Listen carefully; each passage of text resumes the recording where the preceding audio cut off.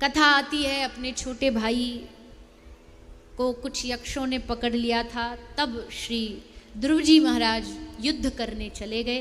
तब इनके दादा मनु महाराज ने इनको दर्शन दे करके उपदेश दिया, ज्ञान दिया और समझाया कि भगवान का भक्त दयालु होता है, इसलिए ये युद्ध आदि छोड़ो और तुम बस इनको क्षमा करो। तब श्री ध्रुव जी महाराज ने उन सब यक्षों को क्षमा किया और अंत में श्री ध्रुव जी भगवान का स्मरण करते हुए अपनी लीला को विराम करते हैं और सशरीर भगवत धाम जाते, काल भी उनको छू नहीं पाया। ऐसे श्री भक्त ध्रुव जी की कथा शुकदेव जी ने सुनाई है।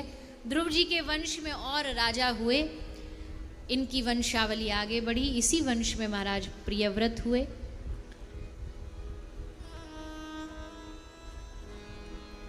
प्रियव्रत महाराज के वंश में श्री भरत जी हुए, जिनके नाम से हमारे देश का नाम भारत पड़ा। भरत जी महाराज का जो जीवन है वो बड़ा अद्भुत है, उनकी कथा भी बड़ी अद्भुत है। कैसे उन्होंने अपने जीवन को एक जन्म में भगवान को पाना चाहा पर माया ने आके पकड़ लिया, दूसरे जन्म में पशु बने, उस योनि में भी भजन करने का प्रयास किया पर भगवान को न पा सके, और फिर तीसरी योनि में जाके जब ब्राह्मण बने तब श्री भरत जी को भगवान का दर्शन हो पाया। तो ये कथा बड़ी प्यारी है, बड़ी सुंदर है, कैसे श्री भरत जी पर कृपा हुई है। और भरत जी ने राजा रहुगण पर कृपा करके राजा रहुगण को उपदेश दिया है।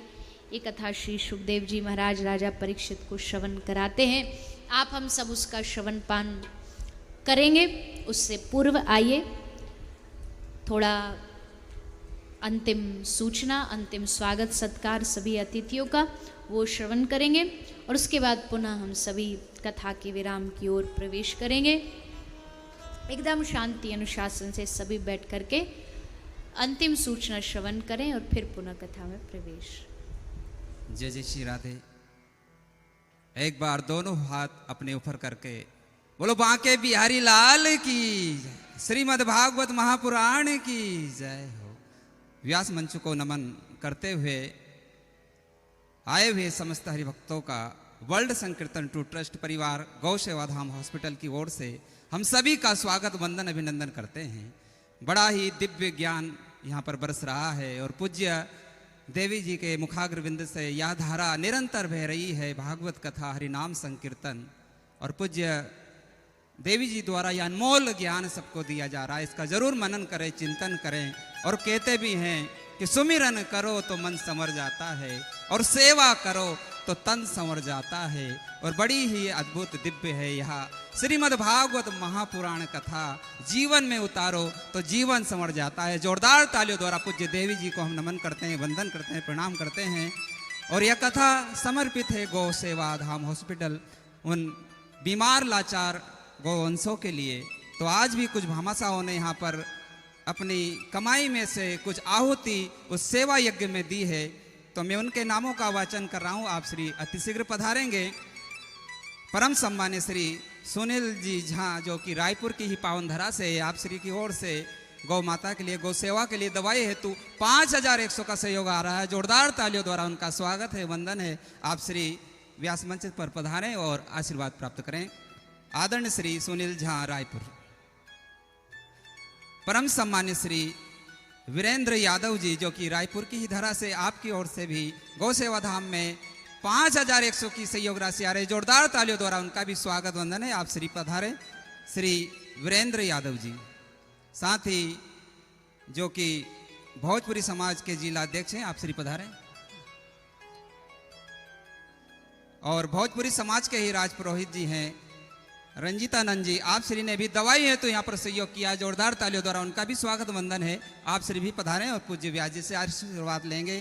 साथ ही हमारे बीच में रायपुर की धरा से श्री गोवर्धन जी पाटीदार, मंजू जी पाटीदार, आप श्री ने भी दवाई हेतु सहयोग दिया है। आप श्री भी आए।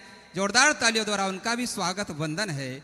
जी हाँ भक्तों, निरंतर वहाँ पर सेवाएं चल रही हैं। आप देख रहे हैं सर्व सुविधा युक्त गौ सेवा धाम हॉस्पिटल, जो कि पूज्य देवी जी के ही सानिध्य में निर्माण हुआ और उन सुंदर सेवाएं वहाँ पर संचालित है।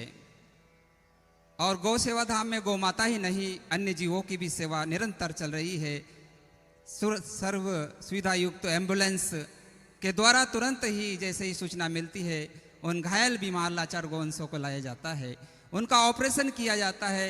आप देख रहे हैं कहीं ना कहीं हमारे ही लोगों द्वारा, भक्तों द्वारा उन गौ माताओं को दूध निकाल कर छोड़ा जाता है। रोड पर एक्सीडेंट हो जाते हैं, अन्य पॉलीथीन निकल जाते हैं और ट्यूमर, अनेकों ऐसी खतरनाक बीमारियां हो जाती हैं। उन सभी का ऑपरेशन निःशुल्क वहाँ पर होता है, निःशुल्क दवाई वितरण होता है। 3 सेवाओं से आप जुड़े, दवाई हेतु सहयोग कर सकते हैं, साथ ही ऑपरेशन में भी आप सहयोग दे सकते हैं। 7100 का इसी प्रकार आप दवाइयों में भी सहयोग कर सकते हैं। और एक ट्राली भूसा चारा 11,000, इसी प्रकार हरे चारे की आप वहाँ पर सेवा दे सकते हैं 21,000 रुपये की सहयोग राशि देकर। और आप देख रहे हैं गौ सेवा धाम में संतुलन आहार दिया जाता है। वहाँ पर अलग अलग वार्ड हैं, 3 पैर की गौ माता, अंधी गौ माता, सभी को, और जो ऑपरेशन है होता है उन्हें आईसीयू में भी रखा जाता है। तो सभी के लिए संतुलन आहार, साथ ही रोटी सेवा भी निरंतर चल रही है, जहाँ पर मशीन द्वारा हजारों रोटियां रोजाना बनती हैं और गौ माताओं को दी जाती है। तो रोटी सेवा से भी आप जुड़ सकते हैं।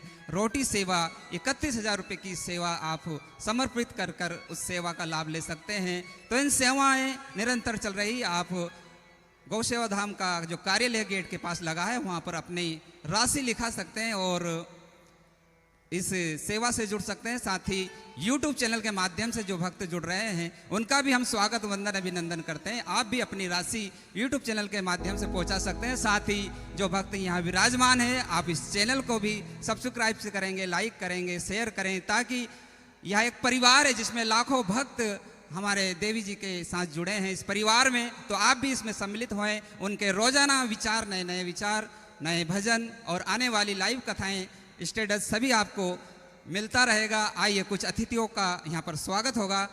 हमारी समिति की ओर से राम जी उनका वचन करेंगे। बहुत बहुत धन्यवाद लखन जी, बहुत ही अच्छी कथा हम सब ने आज सुनी। मैं सभी भक्तों से, माताओं बहनों से ये जरूर कहना चाहूँगा कि कथा सुनने का फल तभी मिलता है जब आप आरती में सम्मिलित होते हैं और प्रसाद लेके ही जाते हैं। इसलिए थोड़ा सा समय लगेगा। मैं चाहूँगा आप सब लोग शांति की व्यवस्था बनाए रखेंगे और बैठे रहेंगे। आज अखिल भारतीय भोजपुरी साहित्य सम्मेलन इकाई छत्तीसगढ़ में आयोजित स्वर्गीय राकेश गौतम जी की प्रतिमा अनावरण के उपलक्ष्य में श्रीमद् भागवत कथा सप्ताह ज्ञान यज्ञ का ये 3रा दिन, बहुत ही सुंदर कथा हमने पूज्य देवी जी के मुखार बिंदु से हमने सबने श्रवण किया है।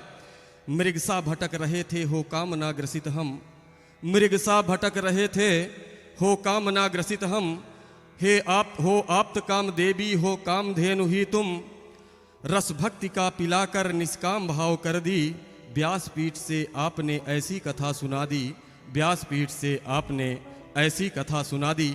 मैं चाहूँगा जोरदार ताली से स्वागत करें पूज्य देवी जी का।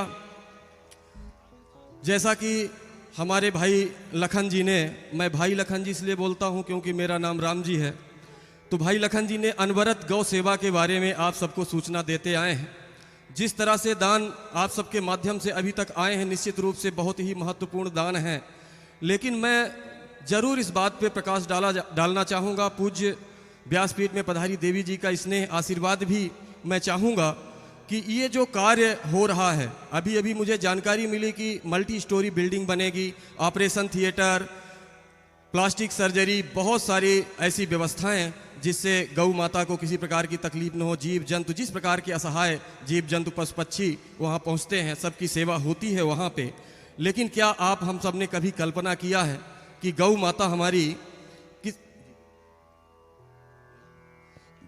हमारी किस तरह से किस परेशानियों से जूझती हैं और कैसे प्रेरणा मिली पूज्य देवी जी को कि इतनी बड़ी हॉस्पिटल की रचना कर दिया उन्होंने। और आज देश ही नहीं बल्कि विदेशों से भी वहाँ पे श्रद्धालुओं के योगदान वहाँ पर पहुँच रहे हैं। सौभाग्य का विषय हमारे समाज का कि आज पूज्य देवी जी हमारे बीच में हैं और उनके सानिध्य में और उनकी उपस्थिति में अगर हम अपना दान इस सेवा के लिए समर्पित करते हैं तो निश्चित ही बहुत बड़ी बात होगी। लेकिन मैं चाहूँगा, मैं प्रकाश डालना चाहूँगा, गौ माता खुद मूक होके भी हमसे आपसे क्या कहती हैं। थोड़ा सा समय चाहूँगा, पूज्य देवी जी का स्नेह चाहूँगा।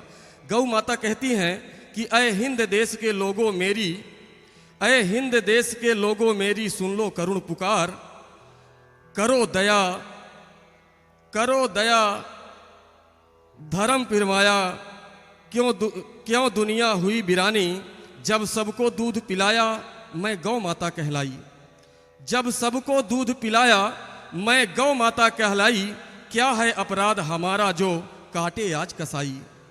जब हमारा जो हॉस्पिटल है पूज्य देवी जी का, इनका कहना भी है कि आप दूध खाइए, मलाई खाइए, घी खाइए, लेकिन जब उसके लायक गौ ना रहे तो आप हमारे सेवा में दे दीजिए, हम उनकी सेवा करेंगे। धन्य है पूज्य देवी जी के लिए आप लोग ताली बजाएं और स्मरण करें इस बात का कि गौ माता कहती हैं कि जब जाऊं कसाई खाने चाबुक से पीटी जाती, जब जाऊं कसाई खाने चाबुक से पीटी जाती, उस उबले जल को तन पर मैं सहन नहीं कर पाती, जब यंत्र मौत का आता मैं हाय हाय चिल्लाती, मेरा कोई साथ न देता क्यों निपट क्रूरता ठानी, मेरा कोई साथ न देता क्यों निपट क्रूरता ठानी। कोई मोहन बन जाओ रे जिसने, कोई मोहन बन जाओ रे जिसने मोहे कंठ लगाया। आज मोहन के रूप में, मोहन के चरणों में समर्पित पूज्य देवी जी उस वीणा को उठाया है इन्होंने। कोई मोहन बन जाओ रे जिसने मोहे कंठ लगाया, मैं फर्ज निभाऊं माँ का पर जगने जगने प्रीत न जानी, मैं गौ बन दूध पिलाती तुम माँ का मांस बिकाते, क्यों जननी के चमड़े से तुम पैसा आज कमाते, क्यों जननी के पैसा से तुम पैसा आज कमाते।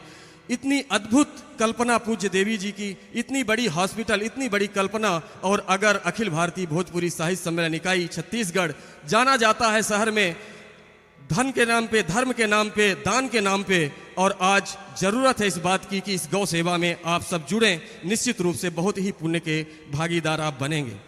भक्तों, मैं माताओं बहनों के लिए समय जरूर लग रहा है, लेकिन मैं अपने आप को रोक नहीं पा रहा हूँ। आप सब वो धनवान लोग हैं जिनके बारे में यदि मैं कुछ कहूँ तो टाइम ज़्यादा लगेगा।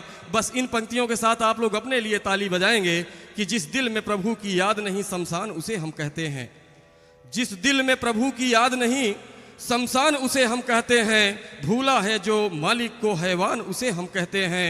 वैसे तो करोड़ों अरबों के मालिक धनवान है दुनिया में, हरिनाम का जिसके पास हो धन धनवान उसे हम कहते हैं, हरिनाम का जिसके पास हो धन धनवान उसे हम कहते हैं। मैं ज़्यादा समय नहीं लूँगा। हमारे बीच में कुछ अतिथि हैं जिन्हें मैं आशीर्वाद दिलाना चाहूँगा। उसके बाद एक सुंदर सा भजन होगा और उसके बाद आरती के लिए हम आमंत्रित करेंगे। लेकिन अभी मैं जिन भक्तों को आमंत्रित कर रहा हूं वो अविलंब व्यासपीठ में आशीर्वाद के लिए आएंगे। मैं आमंत्रित करता हूं सम्मानित श्री अंजनी सिंह जी हमारे बीच में हैं। सम्मानित श्री अंजनी सिंह जी अविलंब व्यासपीठ में आएंगे। साथ ही मैं आमंत्रित करता हूं सम्मानित श्री राज सिंहाड़ा जी को। साथ ही मैं आमंत्रित करता हूं सम्मानित श्री प्रेमचंद्र यादव जी को। साथ ही मैं जिन भक्तों का नाम ले रहा हूं अविलंब व्यासपीठ की ओर आए, समय का ध्यान दें। साथ ही मैं आमंत्रित कर रहा हूं सम्मानित श्री राघवेंद्र त्रिपाठी जी, सम्मानित श्री विनोद बाबा जी, सम्मानित श्री प्रिंस परमार जी, सम्मानित श्री सरोज सिंह जी, आप हीरापुर से हैं, बड़े ही सामाजिक व्यक्ति हैं, मैं बड़े सम्मान के साथ आपको आमंत्रित करता हूं। सम्मानित श्री माधव झा जी, सम्मानित श्री आकाश सिंह जी, सम्मानित श्री रमेश पाठक जी, मैं आपको भी बड़े सम्मान के साथ आमंत्रित करता हूं। जिन भक्तों का मैं नाम ले रहा हूं अविलंब व्यासपीठ पे आएंगे, पूज्य व्यासपीठ से आशीर्वाद लेंगे और बगल की सीढ़ी से आप अपने स्थान के लिए प्रस्थान करेंगे। साथ ही मैं आमंत्रित करता हूं सम्मानित श्री अश्विनी शर्मा जी को, सम्मानित श्री शिवम राय जी को, सम्मानित श्री मनी राम वर्मा जी, बहुत बड़े समाज सेवी हैं और इस समाज के प्रति उनका बहुत बड़ा समर्पण है। बड़े आदर के साथ मैं आपको आमंत्रित करता हूं। साथ ही मैं आमंत्रित करता हूं सम्मानित श्री अजीत सिंह जी को, सम्मानित श्री अमित सिंह जी को, सम्मानित श्री आलोक सिंह जी को, सम्मानित श्री रमेश सिंह जी को एवं सम्मानित श्री सुनील सिंह जी को। मैं सभी भक्तों से चाहूँगा पूज्य देवी जी से आशीर्वाद लेकर बगल की सीढ़ी से आप अपने गंतव्य के लिए, अपने स्थान के लिए प्रस्थान करेंगे।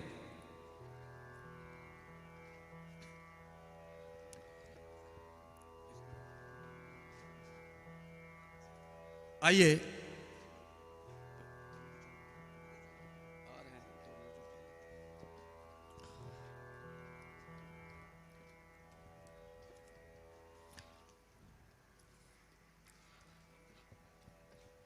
इस भजन के बाद जैसा कि आरती में सम्मिलित होने के लिए मैं सम्मानित जनों का नाम अनाउंस कर देता हूं। जैसे ही भजन के समापन होगी, आप अविलंब व्यासपीठ पे के पास मंच में आरती के लिए आएंगे।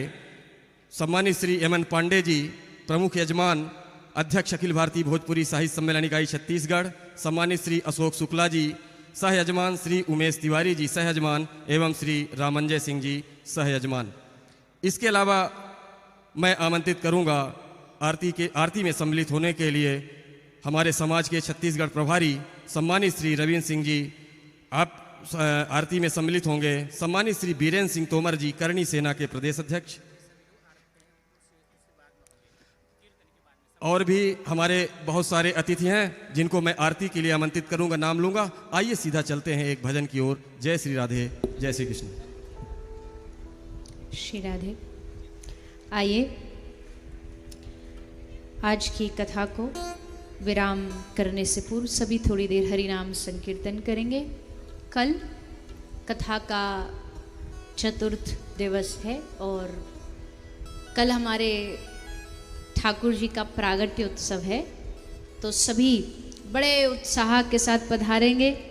माताएं बहनें सब हो सके तो पीला वस्त्र पहन करके आइएगा, क्योंकि कल नंद महोत्सव है। आप सबको खूब बधाइयाँ दी जाएंगी, बधाइयाँ लेकर भी आइएगा। जो कुछ टॉफी वॉफी लाना चाहे सब आपस में वितरण करने के लिए, और सब अपने इष्ट मित्र सबको लेकर के आइएगा। और कल अद्भुत रूप में हम सब उत्साहित होकर के लाला का जन्मोत्सव यहाँ इस प्रांगण में मनाएंगे।